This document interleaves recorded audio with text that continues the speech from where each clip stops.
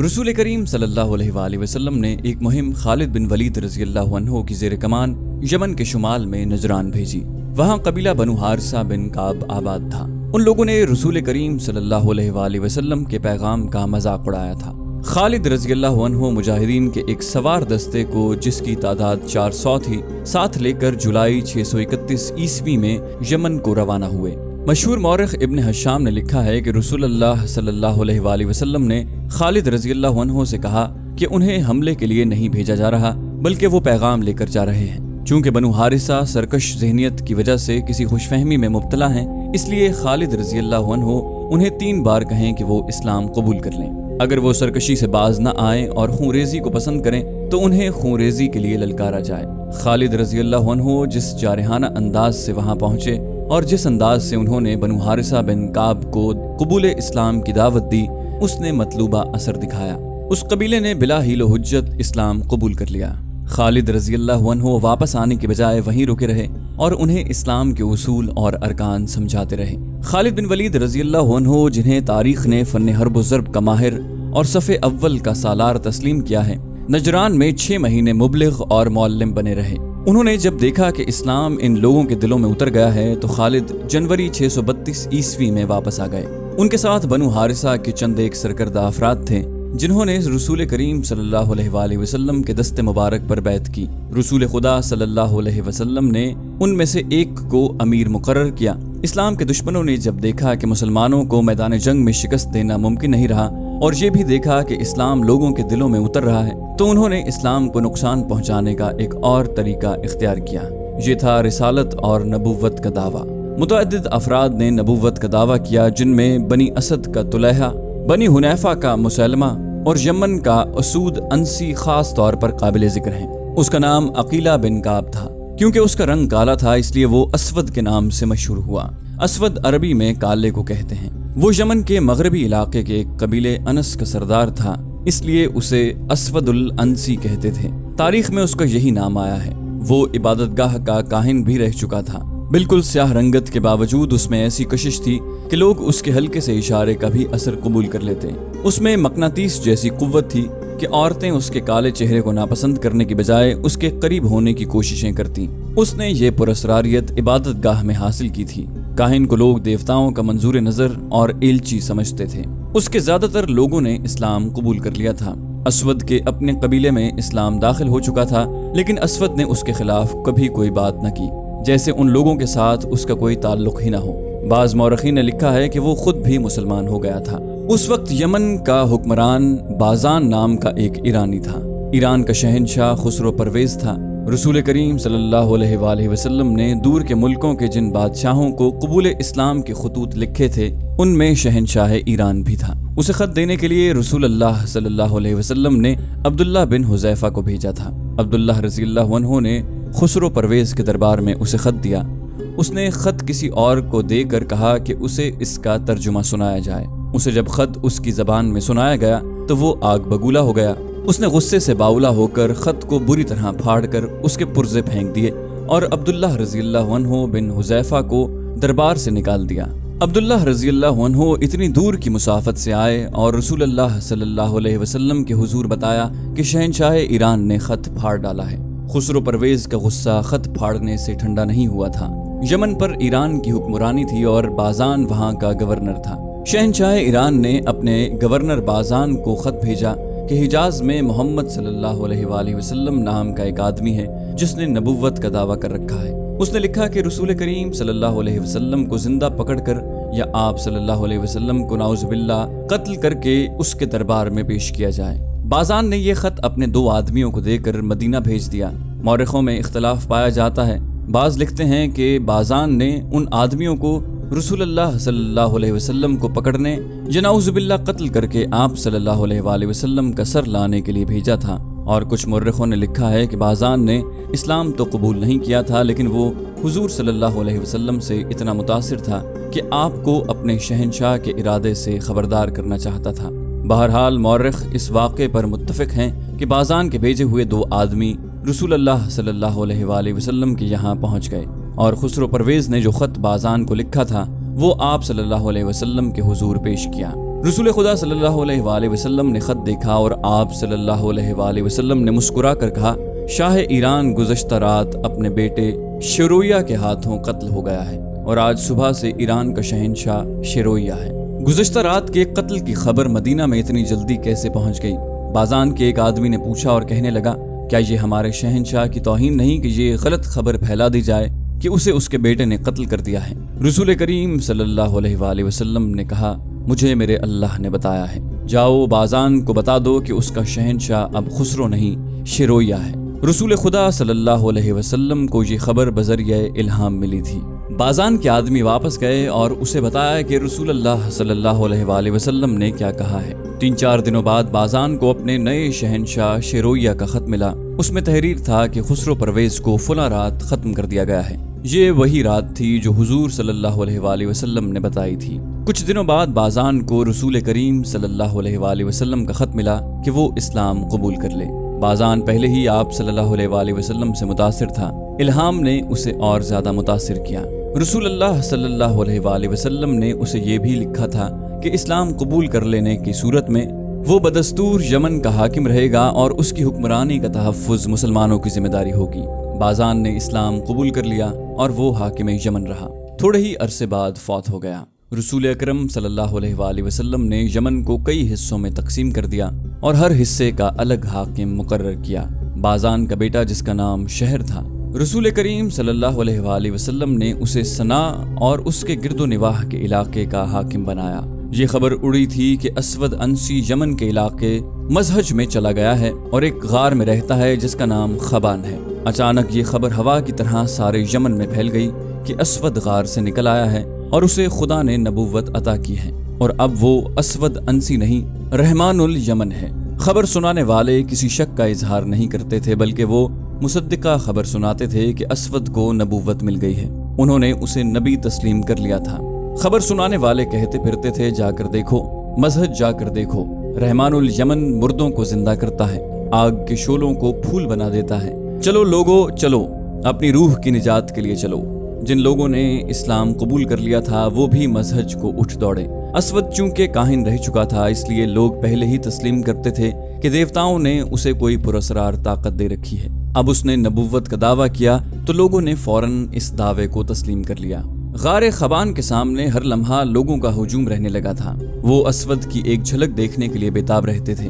وہ دن کو تھوڑے سے وقت کے لیے باہر نکلتا تھا اور غار کے قریب ایک اونچی جگہ کھڑے ہو کر لوگوں کو قرآن کی آیات کے طرز کے جملے سناتا اور کہتا تھا کہ اس کے پاس ایک فرشتہ آتا ہے جو اسے ہر روز خدا کی طرف سے ایک آیت اور راز کی 1-2 باتیں بتا جاتا ہے۔ وہ لوگوں کو اپنے معجزے بھی دکھایا کرتا تھا۔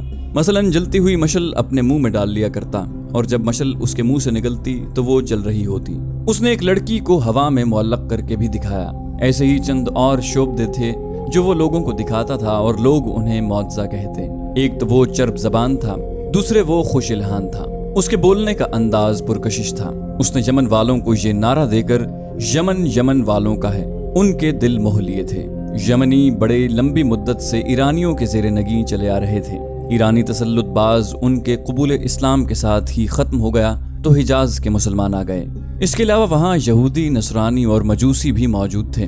یہ سب اسلام کی بیخ کنی چاہتے تھے۔ انہوں نے اسود انسی کی نبوت کے قدم جمانے میں درپردہ بہت کام کیا۔ اسود اپنی نبوت کی صداقت ایک گدھے کے ذریعے ثابت کیا کرتا تھا۔ اس کے سامنے ایک گدھا لایا جاتا، وہ گدھے کو کہتا بیٹھ جا، گدھا بیٹھ جاتا، پھر کہتا میرے آگے سر جھکا، گدھا سجدے کے انداز سے سر جھکا دیتا۔ گدھے کے لیے اس کا تیسرا حکم ہوتا میرے آگے گھٹنے ٹیک دے، گدھا اس کے آگے گھٹنے ٹیک دیتا۔ دیکھتے ہی دیکھتے اسود انسی کو یمن کے لوگوں نے نبی مان لیا۔ اسود نے ان کے لوگوں کو ایک فوج کی صورت میں منظم کر لیا۔ اس نے سب سے پہلے نجران کا رخ کیا۔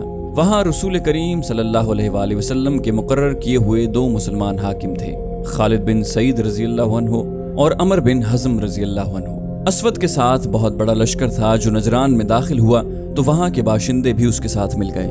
دونوں مسلمان حاکموں کے لیے پسپائی کے سوا کوئی چارہ نہ تھا۔ اسود انسی اس پہلی فتح سے سرشار ہو گیا اور اس کے لشکر کی تعداد اور بھی زیادہ ہو گئی۔ اس نے نجران میں اپنی حکومت قائم کر کے صنع کی طرف پیش قدمی کی۔ وہاں بازان کا بیٹا شہر حکمران تھا۔ اس کے پاس فوج تھوڑی تھی، پھر بھی وہ مقابلے میں ڈٹ گیا۔ اس کی للکار نے اپنی فوج کے قدم نہ اکھڑنے دیے، لیکن شہر بن بازان چونکہ اپنی فوج کا حوصلہ قائم رکھنے کے لیے سپاہیوں کی طرح لڑ رہا تھا، اس لیے شہید ہو گیا۔ اس سے اس کی فوج کا حوصلہ ٹوٹ گیا۔ اسود کے خلاف لڑنے والے وہ یمنی تھے جنہوں نے اسلام قبول نہیں کیا تھا، لیکن شکست کی صورت میں جان کا خطرہ مسلمانوں کو تھا۔ انہیں اسود کے لشکر کے ہاتھوں قتل ہونا تھا۔ اسود کسی مسلمان کو نہیں بخشتا تھا، چنانچہ مسلمان جانیں بچا کر نکل گئے اور مدینہ جا پہنچے۔ اسود جو اب رحمان الیمن کہلاتا تھا، حضرموت، بحرین، احسا اور عدن تک کے تمام علاقوں پر بھی قبضہ کر کے تمام یمن کا بادشاہ بن گیا تھا۔ اسلام کے لیے یہ بہت بڑا چیلنج تھا۔ شمال کی طرف سے رومیوں کے حملے کا خطرہ ہر وقت موجود رہتا تھا۔ اس خطرے کو ختم کرنے کے لیے رسول خدا صلی اللہ علیہ وآلہ وسلم نے ایک لشکر رومیوں پر حملے کے لیے تیار کیا، جس کے سالار اعلیٰ 22 سالہ نوجوان اسامہ رضی اللہ عنہ تھے، جو رسول کریم صلی اللہ علیہ وسلم کے آزاد کیے ہوئے غلام زید بن حارثہ رضی اللہ عنہ کے بیٹے تھے۔ زید رضی اللہ عنہ بھی سالار تھے اور وہ موتا کے مارکے میں شہید ہوئے۔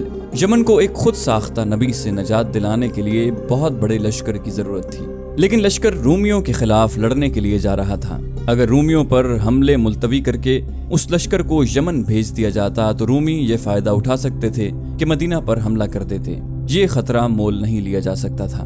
رسول اکرم صلی اللہ علیہ وآلہ وسلم نے دوسری صورت یہ سوچی کہ یمن میں جو مسلمان مجبوری کے تحت رہ گئے ہیں اور جنہوں نے اسود انسی کی اطاعت قبول کر لی ہے، انہیں اسود کا تختہ الٹنے کے لیے استعمال کیا جائے۔ اس طریقہ کار کو حضور صلی اللہ علیہ وآلہ وسلم کے تمام سالاروں نے پسند کیا۔ اس مقصد کے لیے چند ذہین قسم کے افراد کو یمن بھیجنا تھا۔ رسول اکرم صلی اللہ علیہ وآلہ وسلم کی نظر انتخاب قیس بن حبیرہ پر پڑی۔ آپ صلی اللہ علیہ وآلہ وسلم نے انہیں بلا کر یمن جانے کا مقصد سمجھایا اور پوری طرح ذہن نشین کرایا کہ انہیں اپنے آپ کو چھپا کر وہاں کے مسلمانوں سے ملنا ہے اور ایک زمین دوز جماعت تیار کرنی ہے جو اس جھوٹے نبی اور عیش و عشرت میں ڈوبے ہوئے خود ساختہ بادشاہ کا تختہ الٹے۔ آپ صلی اللہ علیہ وسلم نے قیس بن حبیرہ سے یہ بھی کہا کہ وہ مدینہ سے اپنی روانگی کو بھی خفیہ رکھیں اور یمن تک اس طرح پہنچیں کہ انہیں کوئی دیکھ نہ سکے۔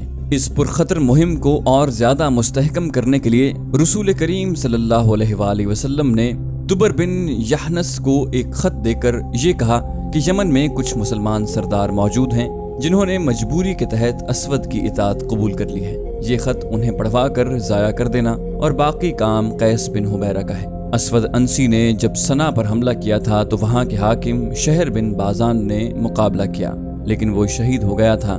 اس کی جمع سال بیوی جس کا نام آزاد تھا، اسود کے ہاتھ چڑھ گئی تھی۔ آزاد غیر معمولی طور پر حسین ایرانی عورت تھی۔ اس نے اسود کو قبول کرنے سے انکار کر دیا، لیکن اسود نے اسے جبرن اپنی بیوی بنا لیا تھا۔ آزاد اب اس شخص کی اسیر تھی جس سے وہ انتہا درجے کی نفرت کرتی تھی۔ اکیلی عورت کر بھی کیا سکتی تھی؟ اس کی خوش نصیبی صرف اتنی تھی کہ اسود عورتوں کا دل دادا تھا۔ اس نے اپنے حرم میں 20 عورتیں رکھی ہوئی تھیں۔ اسے تحفے میں بھی نوجوان لڑکیاں ملا کرتی تھیں۔ وہ ہر وقت عورت اور شراب کے نشے میں بدمست رہتا۔ رسول اکرم صلی اللہ علیہ وآلہ وسلم کے بھیجے ہوئے قیس بن حبیرہ چوری چھپے سفر کر کے اور بھیس بدل کر سنا پہنچے۔ اسود نے سنا کو اپنا دارالحکومت بنا لیا تھا۔ ادھر دبر بن یحنس ایک مسلمان سردار کے ہاں خط لے کر پہنچ گئے۔ اس مسلمان سردار نے یہ یقین تو دلا دیا کہ وہ ایسے چند ایک مسلمان سرداروں کو اکٹھا کر لے گا جنہوں نے دل سے اسود کی اطاعت قبول نہیں کی، لیکن اسود کا تختہ الٹنا ممکن نظر نہیں آتا تھا، کیونکہ وہ صرف بادشاہ ہی نہیں، یمن کے باشندے اسے اپنا نبی مانتے تھے۔ قیس بن حبیرہ ایک ایسے ٹھکانے پر پہنچ گئے جہاں رسول کریم صلی اللہ علیہ وآلہ وسلم کے شیدائی مسلمان موجود تھے۔ ان مسلمانوں نے بھی وہی بات کہی جو مسلمان سردار نے کہی تھی، لیکن ان مسلمانوں نے ایسی کوئی بات نہ کہی کہ وہ اس زمین دوز تحریک میں شامل نہیں ہوں گے۔ انہوں نے پرعزم لہجے میں کہا کہ وہ خفیہ طریقے سے وفادار مسلمانوں کو اکٹھا کر لیں گے۔ ہم اس جھوٹے نبی کو ختم کر دینے کے لیے زیادہ انتظار نہیں کر سکتے۔ ایک مسلمان نے کہا، جو وقت گزرتا جا رہا ہے اس کی مقبولیت میں اضافہ ہو رہا ہے۔ کیا تم لوگ یہ نہیں سوچ سکتے کہ اس شخص کو قتل کر دیا جائے؟ ایک اور مسلمان نے پوچھا کہ قتل کون کرے گا اور اسے کہاں قتل کیا جائے گا؟ وہ محل کے باہر نکلتا نہیں۔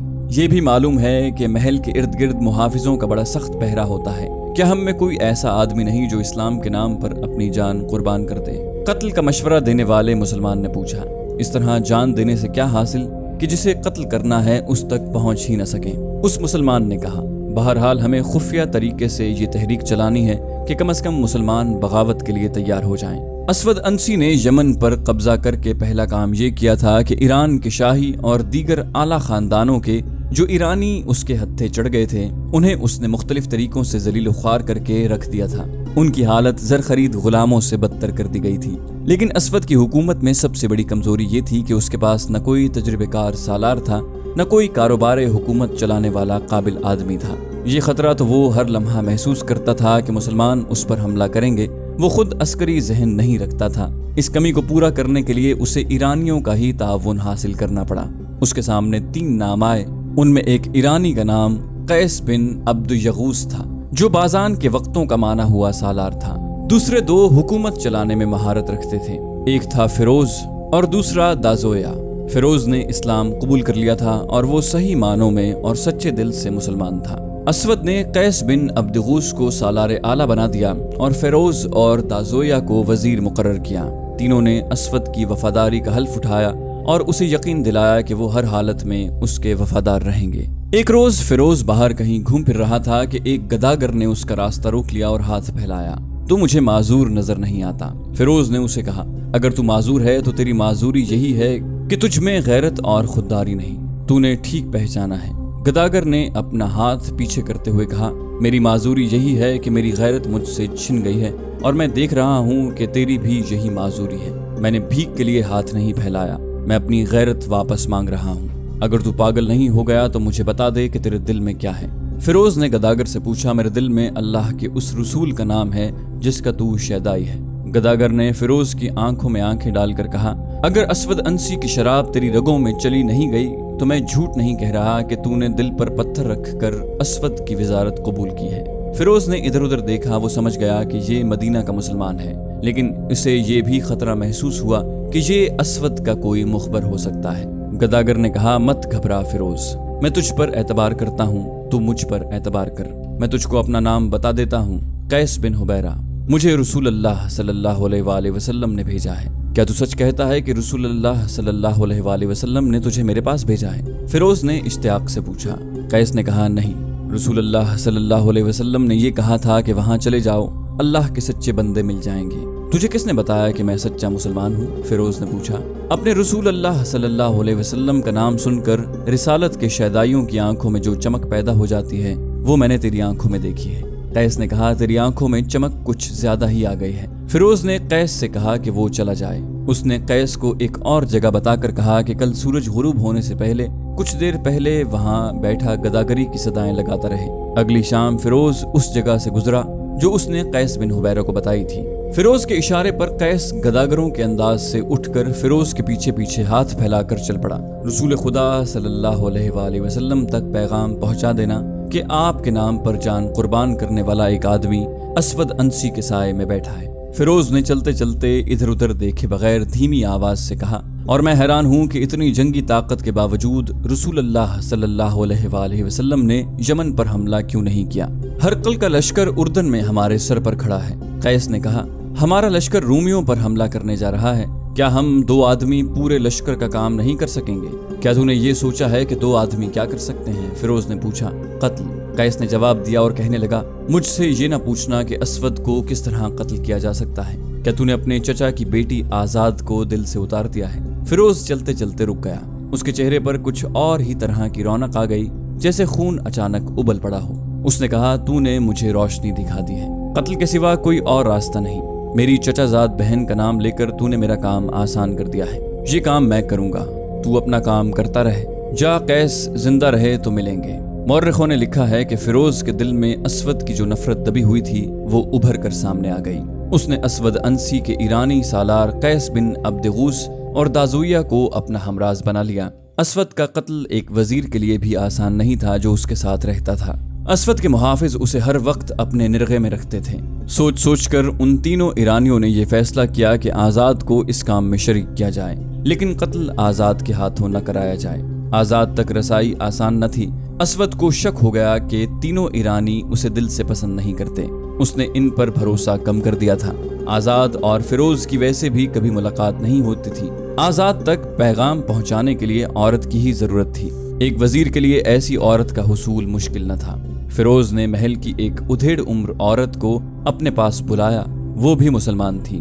फिरोज ने उसे कहा कि वो उसे अपने घर में रखना चाहता है, अगर वो पसंद करे तो वो उसे अपने यहाँ ला सकता है। फिरोज ने उसे कुछ लालच भी दिया। एक ये था कि उससे इतना ज्यादा काम नहीं लिया जाएगा जितना अब लिया जाता है। वो औरत मान गई। फिरोज ने उसी रोज उसे अपने यहाँ बुला लिया। एक रोज आजाद अकेली बैठी थी। वो हर वक्त जलती और कुड़ती रहती थी। उसे कोई राह फरार नजर नहीं आती थी। इस कैफियत में फिरोज की वही खादिमा उसके पास आई। मैं किसी काम के बहाने आई हूँ, खादिमा ने कहा, लेकिन मैं आई दरअसल तेरे पास हूँ। क्या तू अपने चचाजाद भाई से कभी मिली है जो रहमानुल यमन का वजीर है? क्या तू जासूसी करने आई है? आजाद ने गुस्सीली आवाज में कहा। नहीं, खादिमा ने कहा, मुझ पर यह शक न कर कि मैं उस झूठे नबी की मुखबर हूँ। मेरे दिल में भी असवद की उतनी ही नफरत है जितनी तेरे दिल में है। मैं नहीं समझ सकती कि तू मेरे पास क्यों आई है। आजाद ने कहा, फिरोज वजीर ने भेजा है। खादिमा ने कहा, मैं फिरोज का नाम भी नहीं सुनना चाहती। आजाद ने कहा, अगर उसमें गैरत होती तो वो उस शख्स का वजीर न बनता जिसने उसकी चचाजाद बहन को बेवा किया और उसे जबरन अपनी बीवी बना लिया। आजाद शाही खानदान की औरत थी। वो इन लौंडियों और बांदियों को अच्छी तरह समझती थी। उसने अंदाजा कर लिया कि ये औरत मुखबरी करने नहीं आई। उसने खादिमा से पूछा कि फिरोज ने उसके लिए क्या पैगाम भेजा है। खादिमा ने बताया कि वो उससे मिलना चाहता है। आजाद ने उसे एक जगह बताकर कहा कि फिरोज वहीं रात को आ जाए, लेकिन हमारे दरमियान एक दीवार हाइल होगी। आजाद ने कहा, इसमें एक जगह एक दरीचा है जिसमें सलाखें लगी हुई हैं। फिरोज सलाखों की दूसरी तरफ खड़ा होकर बात कर सकता है। खादिमा ने आजाद का पैगाम फिरोज को दे दिया। उसी रात फिरोज महल के इर्द गिर्द खड़ी दीवार के उस मकाम पर पहुंच गया जहां सलाखों वाला छोटा सा दरीचा था।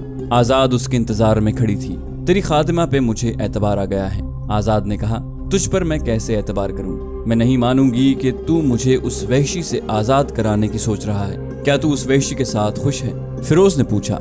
इससे ज्यादा काबिल नफरत आदमी मैंने कोई नहीं देखा। आजाद ने कहा, तेरा यहाँ ज्यादा देर खड़े रहना ठीक नहीं।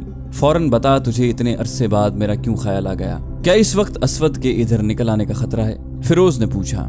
या अभी वो तुम्हें? नहीं, आजाद ने कहा, पहरेदारों का खतरा है। असवद इस वक्त शराब के नशे में बेसुध पड़ा है। उसके पास औरतों की कमी नहीं। मैं सिर्फ तुझे नहीं, पूरे यमन को आजाद कराऊंगा। फिरोज ने कहा, लेकिन तेरी मदद के बगैर कामयाब नहीं हो सकता। आजाद ने पूछा, मुझे बता फिरोज, मैं क्या कर सकती हूँ? किसी रात मुझे असवद तक पहुंचा दे। फिरोज ने कहा, अगले रोज वहां से उसकी लाश उठा ली जाएगी। क्या तू ये काम कर सकती है? कल रात इस वक्त के कुछ बाद इस दीवार के बाहर आ जाना, जो जगह मैं तुम्हें बताऊंगी। आजाद ने कहा, मेरा कमरा उस दीवार के बिल्कुल साथ है। तुम दीवार किसी और तरीके से फलांग नहीं सकोगे। कमंद डालनी पड़ेगी। रस्सा लेते आना, उसे दीवार के ऊपर से अंदर को फेंकना। मैं उसे कहीं बांध दूंगी, तुम रस्से से ऊपर आ जाना। अगली रात फिरोज इस तरह छुपता छुपाता उस दीवार के साथ साथ जा रहा था कि उसे पहरेदार के गुजर जाने तक छुपना पड़ता। वो उस जगह पहुंच गया जो उसे आजाद ने बताई थी। उसने दीवार पर रस्सा फेंका जिसका अगला सिरा दूसरी तरफ नीचे तक चला गया। आजाद मौजूद थी। उसने रस्सा पकड़ लिया और कहीं बांध दिया। फिरोज रस्से को पकड़कर और पांव दीवार के साथ जमाता दीवार पर चढ़ गया। उसने रस्सा दीवार पर बांध दिया और उसकी मदद से नीचे उतर गया। आजाद उसे अपने कमरे में ले गई और आधी रात के बाद तक उसे कमरे में ही रखा, क्योंकि असवद के बेदार होने का खतरा था। आधी रात के बाद वो बेहोश और बेसुध हो जाता। आजाद ने कहा, ये शख्स इंसानों के रूप में देव है, ऐसा देव जो शराब पीता और औरतों को खाता है। तुमने इसकी जिसामत देखी है? इतना लंबा और चौड़ा जिस्म तलवार के एक दो वार को शराब की तरह पी जाएगा। इसे हलाक करना आसान नहीं। इसे हलाक करना है, खा मैं खुद हलाक हो जाऊं। फिरोज ने कहा। आजाद ने कमरे का दरवाजा जरा खोला और बाहर देखा। उस गुलाम गर्दिश के अगले सिरे पर एक पहरेदार खड़ा रहता था। वो साए की तरह खड़ा नजर आता था। साफ पता चलता था कि इस तरफ उसकी पीठ है। आजाद अपने कमरे से निकली और दबे पांव असवद के कमरे का दरवाजा खोला। हल्की रोशनी वाला एक फानूस जल रहा था। असवद पीठ के बल बिस्तर पर पड़ा खराटे ले रहा था। मौर्रिख बिलाजरी ने उस दौर की तहरीरों के 2 हवाले देकर लिखा है कि जब आजाद असवद को देखकर वापस आई तो उसका अंदाज ऐसा था जैसे एक शोला आया हो। ये इंतकाम और नफरत का शोला था। आओ फिरोज, उसने कांपती हुई आवाज में कहा। वो बेहोश पड़ा है। फिरोज आजाद के साथ कमरे से निकल गया और दबे पांव आजाद के पीछे असवद के कमरे में दाखिल हुआ। असवद जंगली सांड जैसा इंसान था। कमरे में शराब और गुनाहों का ताफुन था। जाने ऐसा क्यों हुआ। असवद बेदार हो गया। अपने वजीर और अपनी हसीन ईरानी बीवी को देखकर वो उठ बैठा। मौर्रिखों ने लिखा है कि वो आज़ाद को वो काबिल एतमाद समझता था। फिरोज को देखकर उसे कुछ शक हुआ। इस वक्त क्या मुसीबत आ गई है? असवद ने नशे से लड़खड़ाती हुई आवाज में पूछा। फिरोज ने एक लम्हा जाया न किया, तलवार खींची और पूरी ताकत से असवद की गर्दन पर वार किया। असवद ने गर्दन बचा ली और तलवार उसकी नंगे सर पर लगी। असवद के मुंह से चीखनुमा आवाज निकली और बिस्तर से लुढ़क कर दूसरी तरफ गिरा। गुलाम गर्दिश में दौड़ते कदमों की धमक सुनाई दी। आजाद तेजी से बाहर निकली और दरवाजा बंद कर लिया। पहरेदार दौड़ा आया। आजाद ने तेजी से आगे बढ़कर पहरेदार को रोक लिया। कमरे से असवद की हल्की हल्की आवाजें आ रही थीं। वापस अपनी जगह चले जाओ। आजाद ने पहरेदार को तहकुमाना लहजे में कहा, रहमानुल यमन के पास फरिश्ता आया हुआ है, वही नाजिल हो रही है, जाओ इधर ना आना। मौर्रिख बिलाजरी ने लिखा है कि पहरेदार ने एहतराम से सर झुका लिया और चला गया। आजाद अंदर आई तो देखा कि असवद फर्श से उठकर बिस्तर पर गिर रहा है और फिरोज दूसरे वार के लिए आगे बढ़ रहा है। असवद बिस्तर पर गिर पड़ा। उसका सर पलंग के बाजू पर था और सांडों की तरह डकार रहा था। तुम उसे मार नहीं सकोगे फिरोज, आजाद ने आगे बढ़कर कहा और असवद के बाल जो लंबे थे हाथों से पकड़कर नीचे को खींचे और खुद फर्श पर बैठ गई। अब फिरोज गर्दन काट दो। फिरोज ने एक ही वार से असवद की गर्दन साफ काट कर सर जिस्म से अलग कर दिया। फिरोज के साथियों कैस, अब्दिगूस और दाजोया को मालूम था कि आज रात क्या होने वाला है। फिरोज ने असवद का सर उठाया और उन दोनों के यहाँ जा पहुंचा। मुहाफिजों और पहरेदारों को रहमानुल यमन के कत्ल की खबर मिली तो उन्होंने महल को मुहासरे में ले लिया। आजाद फिरोज के साथ रही। महल में भगदड़ मच गई। हरम की औरतों का हुजूम चीखता चिल्लाता बाहर को भागा।